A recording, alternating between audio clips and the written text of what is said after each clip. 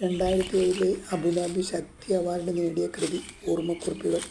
തിരുമുമ്പിനൊപ്പം കാർത്യായനിക്കുട്ടിയമ്മ. ഓർമ്മയിലൊതുക്കുന്ന ബാല്യം ചേതോഹരമായിരുന്നു. തറവാട്ടിലെ പെൺകുഞ്ഞ്, തറവാട് നിലനിർത്തേണ്ടവൾ. അമ്മയുടെ ചേച്ചി പ്രസവിച്ചിട്ടില്ല. അതിനു മുമ്പേ ഭർത്താവ് മരിച്ചുപോയി. അമ്മയുടെയും ആദ്യത്തെ കുഞ്ഞ് ആൺകുട്ടിയായിരുന്നു. അതുകൊണ്ട് തന്നെ ആറ്റുനോറ്റുണ്ടായ ചെല്ലക്കിളിയായിരുന്നു ഞാൻ. താഴത്തും തലയിലും വെക്കാതെയാണ് അച്ചാച്ചനും എന്നെ കൊണ്ടു നടന്നിരുന്നത്. തറവാട്ടിലെ ആദ്യ പെൺസന്തതി എന്ന നിലയിൽ മറ്റുള്ളവർക്കും വലിയ കാര്യമായിരുന്നു ഞാൻ. ജനിച്ചു വീണ പാലാട്ട് തറവാട്ടിൻ്റെ സ്ഥിതി തികച്ചും ദയനീയമായിരുന്നു.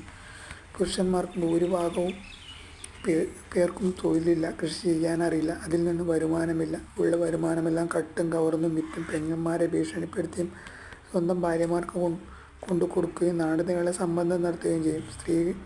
സ്ത്രീകളാകട്ടെ ബ്രാഹ്മണർക്ക് മാത്രം വിവാഹം ചെയ്തു കൊടുത്തു. ഉന്നത കുലജാതരും സംസ്കാര സമ്പന്നരുമായ ബ്രാഹ്മണരിൽ നിന്ന് സൽസന്താനങ്ങളെ ഉണ്ടാക്കുക എന്ന ലക്ഷ്യമേ ഈ വിവാഹങ്ങൾക്കുണ്ടായിരുന്നുള്ളൂ. ബ്രാഹ്മണരിൽ നിന്ന് പണമായോ സ്വത്തായോ യാതൊന്നും തന്നെ ഈ സ്ത്രീകൾക്ക് ലഭിക്കാറില്ല. മറിച്ച് തറവാട്ടിൽ നിന്നും ബ്രാഹ്മണരുടെ ചെലവ് നിർവിഘ്നം നടത്തിപ്പോരുകയും ചെയ്തു. പിലിക്കോട് രാരമംഗലം ക്ഷേത്രത്തിന് തൊട്ടടുത്തുള്ള റെയിൽവേ ലൈനിന് സമീപത്തായി തേവാരമഠം എന്ന പേരിൽ ഒരു ഭവനം തന്നെ ബ്രാഹ്മണർക്കായി കെട്ടിക്കൊടുത്തിരുന്നു.